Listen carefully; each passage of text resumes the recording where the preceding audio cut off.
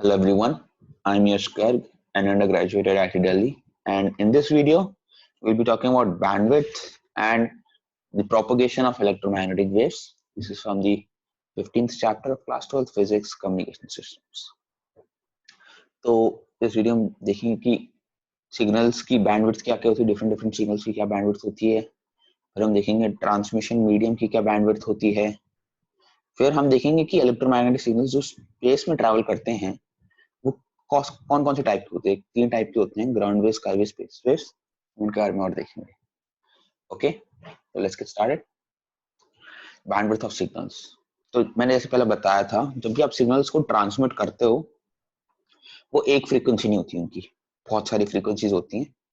तो जो उनकी फ्रीक्वेंसीज होती हैं उसके विड्थ, जैसे नाम में लिखा बैंडविड्थ, तो उनकी रेंज बैंडविड्थ कहते हैं। जैसे यहाँ एग्जांपल देख लेते हैं। इसमें ये क्या है, एक स्पीच है, स्पीच का सिग्नल है। इसमें 50 हर्ट्ज से 10 के हर्ट्ज तक सिग्नल्स हैं, है ना। तो उसकी बैंडविड्थ क्या होगी, ये पूरी रेंज। एक एग्जांपल है, जैसे अगर इसमें 50 हर्ट्ज से 10 के हर्ट्ज हैं फ्रीक्वेंसीज, तो उसकी बैंडविड्थ की फ्रीक्वेंसी रेंज ये है, तो उसे बैंडविड्थ कहते हैं। तो अब बैंडविड्थ ना बहुत इंपॉर्टेंट है, क्योंकि डिपेंडिंग की बैंडविड्थ क्या है उसकी कम्युनिकेशन प्रोसेस डिपेंड करेगा। डिफरेंट बैंडविड्थ के लिए डिफरेंट कम्युनिकेशन प्रोसेस होगा, कैसे आप उसे एक जगह से दूसरी जगह पहुंचाओगे। तो जैसे अगर स्पीच है, स्पीच की जनरली स्पीच की क्या होती है, फ्रीक्वेंसी रेंज 300 हर्ट्ज से 3100 हर्ट्ज होती है। तो हम कह सकते हैं स्पीच सिग्नल की बैंडविड्थ क्या होगी, 3100 माइनस 300, क्योंकि बैंडविड्थ क्या होती है, रेंज होती है ना, हाईएस्ट माइनस लोवेस्ट। तो इतनी आती है हमें, ऑलमोस्ट 2800 हर्ट्ज, 3000 हर्ट्ज। ठीक है। तो वैसे हम देखेंगे म्यूजिक को ट्रांसमिट करने के लिए बैंडविड्थ इतनी सी होती है, 20 के हर्ट्ज, क्योंकि क्या है, म्यूजिकल इंस्ट्रूमेंट्स की हाई फ्रीक्वेंसीज होती है ना, तो बहुत सारी फ्रीक्वेंसी आ जाती हैं, तो इतनी ज्यादा बैंडविड्थ होती है, मतलब इतनी सारी फ्रीक्वेंसीज का रेंज होता है, इतना बड़ा रेंज है। अब हम ये भी देखते हैं वीडियो सिग्नल्स, ताकि पिक्चर्स को ट्रांसमिट कर सके हम, उसकी बैंडविड्थ और भी ज्यादा होती है ना। और टीवी सिग्नल जिसमें दोनों वॉइस और पिक्चर होती है, उसके लिए तो बहुत सारी फ्रीक्वेंसीज होती है, क्योंकि बहुत सारे सिग्नल्स विद हाई फ्रीक्वेंसीज होते हैं। ठीक है, तो ये है। अब हम देखते हैं कि डिजिटल सिग्नल का क्या होता है। अब डिजिटल सिग्नल में आप ये देखोगे इंटरेस्टिंगली कि डिजिटल सिग्नल हमने देखा था डिस्क्रीट होते हैं। तो डिस्क्रीट मतलब रेक्टेंगुलर होगा, जैसे ये देखिए ब्लैक में जो है 1 ले रहा है, -1 ले रहा है, कई बार ये डिजिटल है, रेक्टेंगुलर वेव है ना। तो हम ये दिखा सकते हैं कि जो रेक्टेंगुलर वेव होती है ना, ये तो ये बेसिकली बहुत सारे साइनसॉइडल वेव्स का सुपरपोजिशन है। सुपरपोजिशन मतलब sum of frequencies mu naught, 2 mu naught, 3 mu naught, N mu naught तक, मतलब म्यू नॉट के मल्टीपल्स जो हैं उन सब साइनसॉइड्स के जो सुपरपोजिशन करोगे तो आपको रेक्टेंगुलर वेव मिल जाएगी। अब जैसे एग्जांपल देखते हैं, ये वाली देख रहे हो आप, बी बी वाली जो वेव है, ये कौन सी, एक नॉर्मल साइनसॉइड है ना, करेक्ट। तो हम देखते हैं सी, सी क्या है, म्यू नॉट और 2 म्यू नॉट को जोड़ देते हैं, तो ये म्यू नॉट होगी। अब म्यू नॉट और 2 म्यू नॉट को जोड़ेंगे ना, तो देखिए हमें सी मिलती है, और सी ऐसी है, ये जा रही है ना, मेरे रेड डॉट को देखिए, ये सी मिल गया आपको। अब हम म्यू नॉट, 2 म्यू नॉट और 3 म्यू नॉट को जोड़ते हैं, तो हमें मिलता है डी, और डी देखिए कैसे जा रहा है, ये गया डी ना, मेरे रेड डॉट को देख रहे हो ना आप। तो बेसिकली आपको क्या पता चल रहा है, देखिए ए कितना दूर है रेक्टेंगुलर वेव से, फिर बी थोड़ा पास आ रहा है उसके, फिर सी और भी पास आ रहा है, और फिर डी और भी पास आ रहा है। तो हम, आप ये देखोगे, आप खुद भी ट्राई कर सकते हो, पर हमने देख रखा फैक्ट कि अगर आप सबको mu naught, 2 mu naught, 3 mu naught, 4 mu naught, 5 mu naught, N mu naught तक, मतलब बहुत सारे एन, मतलब एन बहुत ज्यादा है, बहुत लार्ज है, तो आपको रेक्टेंगुलर वेव मिल जाएगी। अगर आप उन सबको सम करोगे तो आपको एक रेक्टेंगुलर वेव मिल जाएगी। लेकिन इसका मतलब क्या हुआ कि अगर एन म्यू नॉट बहुत ज्यादा है तो मतलब एक इनफाइनाइट बैंडविड्थ होगी, क्योंकि स्मॉलेस्ट म्यू नॉट है और लार्जेस्ट एन म्यू नॉट, जहाँ पे एन बहुत ज्यादा है। बट प्रैक्टिकल पर्पसेस के लिए क्या है, हम हायर हार्मोनिक्स, हार्मोनिक्स मतलब हायर फ्रीक्वेंसीज को निग्लेक्ट कर सकते हैं। क्यों आप पूछोगे? क्योंकि जो हायर हार्मोनिक है ना, उसका कंट्रीब्यूशन कम होता है, उससे अगर आप उसको हटा दोगे ना तो ज्यादा फर्क नहीं आएगा वेव में, आएगा फर्क बट ज्यादा नहीं आएगा, तो आप उसको निग्लेक्ट कर सकते हो, ठीक है, कैन बी निग्लेक्टेड। तो क्या होगा, जो रिसीव वेव होगी वो डिस्टॉर्टेड वर्जन होगी। डिस्टॉर्टेड मतलब थोड़ी सी खराब होगी, क्योंकि उसमें सब नहीं है ना, सब चीजें नहीं है, कुछ हायर हार्मोनिक्स मिसिंग है, but it will be large enough to, ताकि इंफॉर्मेशन लूज ना उसमें, ठीक है, उसमें इंफॉर्मेशन मोटी मोटी हमें सब मिल जाए।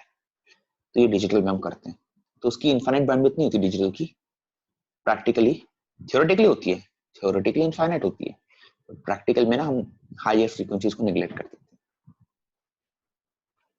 अब ट्रांसमिशन मीडियम देखते हैं, है ना।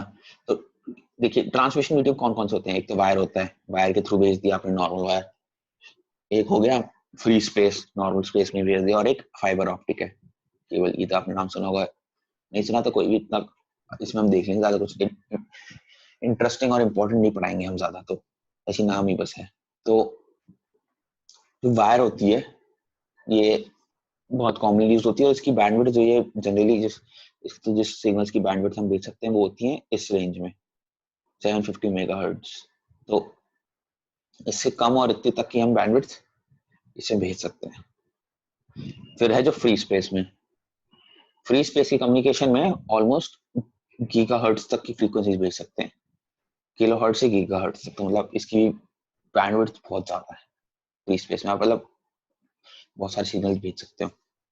फिर आया ऑप्टिकल कम्युनिकेशन यूजिंग फाइबर्स, इसमें बेसिकली हम वही angle of reflection, angle of incidence वगैरह यूज करते हैं जो इक्वल होते हैं, उससे होता है, आपको जानने की जरूरत नहीं है, बट इसकी फ्रीक्वेंसी रेंज इतनी ज्यादा होती है, बहुत हाई फ्रीक्वेंसीज को अगर आप भेजना है तो आप ऑप्टिकल कम्युनिकेशन फाइबर यूज करके भेज सकते हो, ठीक है, ऑलमोस्ट टेराहर्ट्ज देखो, राइट।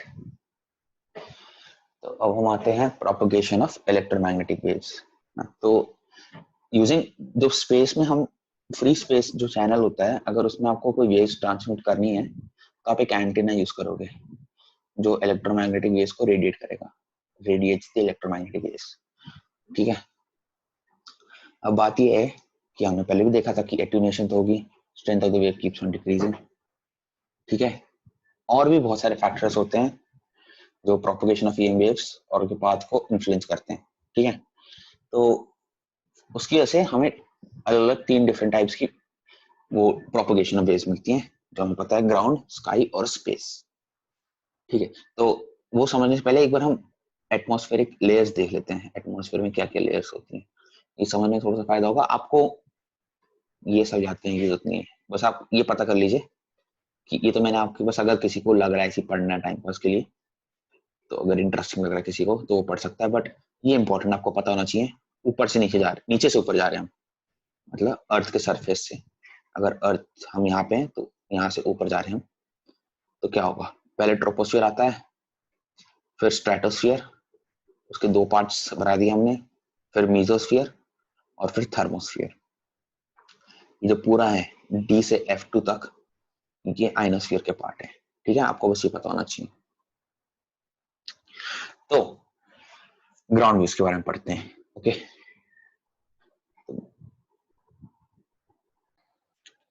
तो हमने देखा कि ये सारे वो होंगे स्पेस के थ्रू चैनल है, तो हम एंटेना यूज करेंगे ट्रांसमिट करने के लिए, करेक्ट।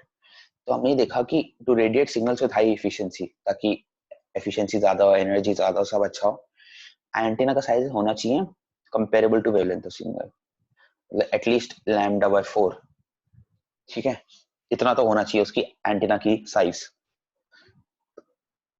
तो क्या होता है जनरली एट लॉन्गर वेवलेंथ्स, क्योंकि वेवलेंथ बहुत बड़ी होगी लोअर फ्रीक्वेंसीज वेव्स के लिए, तो एंटीना बहुत बड़ा हो जाता है, तो इतना बड़ा हो जाता है कि आप उसे जमीन पे रख देते हैं, इतना बड़ा एंटीना हो जाता है।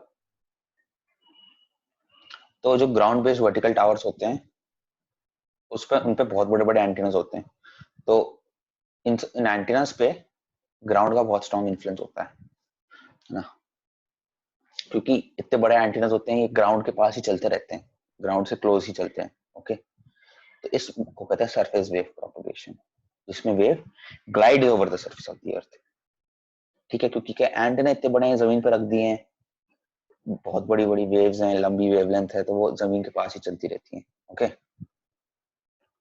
एक हम इसका डायग्राम एंड में देखेंगे, बट आप इमेजिन कर सकते हो कि सरफेस के पास ही चल रही है, हवा की तरह से मान लीजिए, सरफेस वेव प्रोपगेशन। ठीक है, तो क्या होता है, तो जब ये हवा जमीन के पास चल रही है तो एटीन्यूएशन होता है, उसकी स्ट्रेंथ कम होती है, क्योंकि जो अर्थ है वो उसकी एनर्जी एब्जॉर्ब कर लेती है, जमीन। ठीक है, तो हम ये देखते हैं कि जब फ्रीक्वेंसी बढ़ती है तो उसकी एनर्जी और जल्दी कम होती है। ये बस एक इंटरेस्टिंग पॉइंट है, अगर आपको याद रखना तो याद रख सकते हो, बट इतना इंपॉर्टेंट नहीं है, but for the curious minds. अब स्काई वेव्स आते हैं। स्काई वेव जैसे नाम से लिखा है कि स्काई के थ्रू हम ट्रांसमिट करेंगे, तो क्या होता है, सॉरी, तो क्या होता है, ये होता है अगर आपकी 30 to 40 मेगाहर्ट्ज तक की आपको कोई फ्रीक्वेंसीज की वेव्स भेजनी है लॉन्ग डिस्टेंस तक, तो आप उसको एक स्काई वेव प्रोपगेशन से भेज सकते हो। और स्काई वेव प्रोपगेशन में क्या होता है, आइनोस्फेरिक रिफ्लेक्शन। ओके, तो इस डायग्राम में देखते हैं, आपने यहाँ से वेव भेजी, ये आइनोस्फीयर है, देखा ना, आइनोस्फीयर क्लियर हमने देखा था पहले, मैं तभी कहा था। तो कुछ वेव्स आइनोस्फीयर से रिफ्लेक्ट हो जाती हैं और वो रिफ्लेक्ट होकर वापस आ जाती हैं, तो ये स्काई वेव्स होती हैं जो स्काई में रिफ्लेक्ट वगैरह होके वापस आ जाती हैं। तो ये स्काई वेव प्रोपगेशन है। तो आइनोस्फीयर को हम, आइनोस्फीयर के बारे में कुछ जान लेते हैं। आइनोस्फीयर को हम ऐसा क्यों बुलाते हैं, तो उसमें लार्ज नंबर ऑफ आयंस और चार्ज पार्टिकल्स होते हैं, तो आइनोस्फीयर हो गया। बट अब लार्ज नंबर ऑफ आयंस क्यों होते हैं, क्योंकि क्या होते हैं, जो एयर मॉलिक्यूल्स होते हैं ना उस एरिया में, वो अल्ट्रावायलेट और हाई एनर्जी रेडिएशन एब्जॉर्ब कर लेते हैं। सन से धूप, जो भी है आती है ना एनर्जी वेव्स, यूवी वेव्स वगैरह, रेज, तो वो एब्जॉर्ब कर लेते हैं, अपना इलेक्ट्रॉन वगैरह लूज कर देते हैं और वो आयनाइज्ड हो जाते हैं यहाँ पे, तो आयनाइज्ड पार्टिकल्स होते हैं। तो हम ये देखते हैं कि जो डिग्री ऑफ आयनाइजेशन होती है, कितने ज्यादा आयनाइज्ड पार्टिकल्स हैं, कितने स्ट्रॉन्ग है, वो हाइट के साथ कम होती जाती है, वैसी है। तो अब आप कहोगे कि आयनाइजेशन तो कहीं, मतलब ये रिफ्लेक्ट तो कहीं भी हो सकते हैं, नहीं। अब ये देखते हैं, मतलब ऐसा नहीं कि ये नीचे भी रिफ्लेक्ट हो जाएंगे, क्योंकि आयनाइजेशन डिक्रीज होती रहती है, ऐसा नहीं कि यहीं पे रिफ्लेक्ट हो जाएंगे और कहीं ऊपर रिफ्लेक्ट नहीं होंगे, वो मैं बताता हूँ कैसे। अब देखिए, डेंसिटी ऑफ एटमॉस्फेयर होती है वो हाइट के साथ डिक्रीज करती है, करेक्ट। तो सॉरी, जमीन के पास जो होते हैं वहां पे ज्यादा एयर मॉलिक्यूल्स होते हैं और ऊपर कम होते हैं, लेकिन at great height solar radiation ज्यादा होती है, समझ रहे हो, मतलब ज्यादा ऊपर सोलर रेडिएशन ज्यादा होती है और पास रेडिएशन कम होती है, लेकिन यहाँ मॉलिक्यूल ज्यादा होते हैं और ऊपर मॉलिक्यूल्स कम होते हैं। तो एक बीच सी जगह पे ना मॉलिक्यूल्स और रेडिएशन इतने इनफ होते हैं, इतने अच्छे होते हैं, ताकि एक आयनाइजेशन डेंसिटी का पीक आ जाता है। यहाँ पे बहुत ज्यादा अच्छी आयनाइजेशन होती है, मतलब आयनाइजेशन डेंसिटी, बहुत ज्यादा अच्छे आयनाइज्ड पार्टिकल्स होते हैं जो एक लेयर बना देते हैं इसे रिफ्लेक्ट करने के लिए। तो अगर आप बेस भेजते हैं तो उनसे रिफ्लेक्ट होकर वापस आ जाती है एक प्रॉपर डिस्टेंस पे। ये आयनोस्फेरिक लेयर एक रिफ्लेक्टर की तरह काम करती है। बट ऐसा नहीं कि सारी फ्रीक्वेंसीज रिफ्लेक्ट होकर आ जाएंगी, समझ रहे हो, जो ये 30 मेगाहर्ट्ज से ज्यादा फ्रीक्वेंसीज होंगी ना वो सीधे निकल जाएंगी, फर्क नहीं पड़ता उन्हें कि आप रिफ्लेक्टर हो या नहीं, वो तो टाटा बाय बाय करके निकल जाएंगी, उसमें ज्यादा एनर्जी है तो बस चीर के निकल जाएंगे वो तो। अब आ जाते हैं स्पेस वेव्स में। स्पेस वेव्स होता है कि जैसे आपने स्काई वेव्स में देखा कि वो रिफ्लेक्ट वगैरह होके आती हैं, है ना, और वो कोई भी पाथ में मूव करती हैं। स्पेस वेव्स में वो स्ट्रेट लाइन में मूव करती हैं, that is important, travels in a straight line from transmitting antenna, antenna जो ट्रांसमिट कर रहा है, टू रिसीविंग एंटीना। ठीक है, तो इसे हम स्पेस वेव्स को हम यूज करते हैं लाइन ऑफ साइट कम्युनिकेशन और सैटेलाइट कम्युनिकेशन। अगर हमें सैटेलाइट तक कुछ भेजना है तो एक स्ट्रेट लाइन में भेजेंगे ना, तो या देखिए इसमें ये लाइन ऑफ साइट मतलब आपके एक आंखों के सामने क्लियरली है, आंखों के सामने क्लियरली, जैसे मान लीजिए अगर इसकी आंख है, इसको सामने बिल्कुल क्लियरली दिख रहा, स्ट्रेट लाइन में ट्रैवल करेगी वेव, और कैसे नहीं, तो स्पेसेस है। तो हम ये कम्युनिकेशन तब यूज करते हैं जब फ्रीक्वेंसीज इतनी ज्यादा वेव की होती हैं 40 मेगाहर्ट्ज से। ठीक है, लाइन ऑफ साइट पर हम सीधे ही भेजते हैं उसे। तो क्या होता है, एट दिस फ्रीक्वेंसीज, फ्रीक्वेंसी बहुत ज्यादा है तो एंटीना की साइज स्मॉल होती है, तो आसानी से हम कर सकते हैं। तो अब आप, ये है इंटरेस्टिंग पॉइंट, ये स्पेसेस हैं जो स्ट्रेट लाइन में ट्रेवल करती हैं, करेक्ट। लाइन ऑफ साइट है इनका नेचर, कि अगर एक साइड से दूसरी साइड जा रहे हैं तो उसकी साइड में होना चाहिए, मतलब समझ रहे हो। तो प्रॉब्लम ये आती है कि ये जो डायरेक्ट वेव्स हैं ये कर्वेचर ऑफ अर्थ कैसे ब्लॉक हो सकती हैं, क्योंकि आप तो जानते हो अर्थ ओवल मतलब राउंड है ना, ओवल गलत कहते, सॉरी, राउंड सा कह सकते हैं रफली। तो यहाँ मान लीजिए एक एंटीना है हमारा, यहाँ दूसरा एंटीना है, ये रिसीविंग एंटीना है, ये ट्रांसमिटिंग एंटीना है। लाइन ऑफ साइट ये होती है कि जब यहाँ से यहाँ डायरेक्ट स्ट्रेट लाइन में जा सकती है। अगर मान लीजिए ये इतनी दूर होता, नीचे होता, और ताकि हम एक स्ट्रेट लाइन बना नहीं सकते थे without the line going through earth, वो लाइन अर्थ के थ्रू जाती, तो उसमें लाइन ऑफ साइट हो नहीं पाता है ना, ट्रैवल।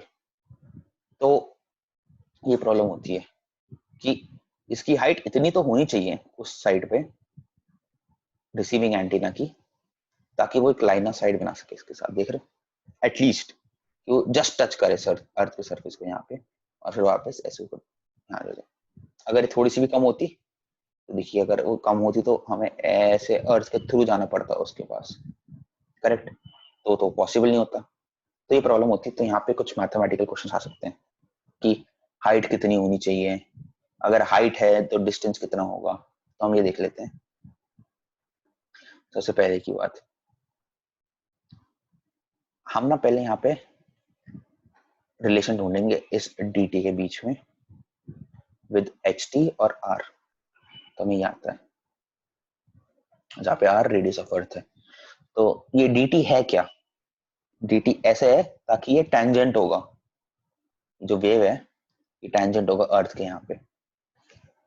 ये लिमिटिंग केस है, आप समझ रहे हो कि इससे ऊपर होगी तो चली जाएगी, बट ये एटलीस्ट इतना तो होना ही चाहिए, एटलीस्ट इतना होना चाहिए, वरना तो वेव नहीं जा पाएगी, है ना। अगर ये और नीचे होता तो वेव नहीं जा पाती, तो इतना तो होना चाहिए। तो अब यहाँ पे पाइथागोरस थ्योरम लगाना, ये टेंजेंशियल है ना, तो रेडियस और ये परपेंडिकुलर है, तो पाइथागोरस थ्योरम लगाओ, D T square plus R square is equals to, hypotenuse क्या है यहाँ पे, हाइपोटेन्यूज है एच टी प्लस आर का होल स्क्वायर, है ना। तो जो आप इक्वेट करोगे ना उसमें आप एच टी स्क्वायर हटा सकते हो, क्योंकि एच टी बहुत छोटा है आर के टर्म्स में। तो आर स्क्वायर यहाँ से कैंसिल हो जाएगा, तो वो 2RHT बचेगा, जो a plus B whole square में 2ab होता है ना, ये वो 2ab है, तो वो बचेगा, उससे आपको dt आ जाएगा, ये dt। तो वैसे ही आपको ये भी आ जाएगा dr, मान लीजिए जो रिसीवर एंटीना की डिस्टेंस होगी, है ना। तो जो maximum line of site distance है, अब आप पूछोगे मैक्सिमम क्यों मिनिमम क्यों नहीं है, अगर ये पास में होता और या हाइट इसकी ज्यादा होती, अगर ये पास में होता और तो आसानी से हो जाता, करेक्ट। बट ये मैक्सिमम है, इससे ज्यादा डिस्टेंस नहीं होगी, इससे ज्यादा अगर डिस्टेंस होगी तो वो उस रे को अर्थ के थ्रू जाना पड़ेगा, तब मैक्सिमम डिस्टेंस तब पॉसिबल नहीं पाएगा। तो ये मैक्सिमम डिस्टेंस है जिसमें dt और dr को ऐड करते हैं, जिससे मिलता है dm, वो है ये, ऑलराइट। तो ये एक बार ऐसी एक समरी सा है कि देखिए ये ग्राउंड वेव है, एक साइड से दूसरी साइड जा रहा है, एंटीना बड़े हैं और ग्राउंड के पास पास आ रहा है सरफेस से, है ना। ये देखिए ये स्काई वेव है, रिफ्लेक्ट हो रहा है आइनोस्फीयर से, यहाँ से गया आइनोस्फीयर से रिफ्लेक्ट हो गया, और ये एलओएस है, लाइन ऑफ साइट, देख रहे हो एक स्ट्रेट लाइन में। ये हमने ऐसे इसलिए दिखाया ताकि दिखाने के लिए कि बहुत दूर जा रहा है ना। तो वैसे ये एक स्ट्रेट लाइन में जा रहा है कम्युनिकेशन सैटेलाइट के पास, स्ट्रेट लाइन में, ओके। हाई फ्रीक्वेंसीज के लिए हम इस स्पेस से भी यूज करते हैं। Thank you.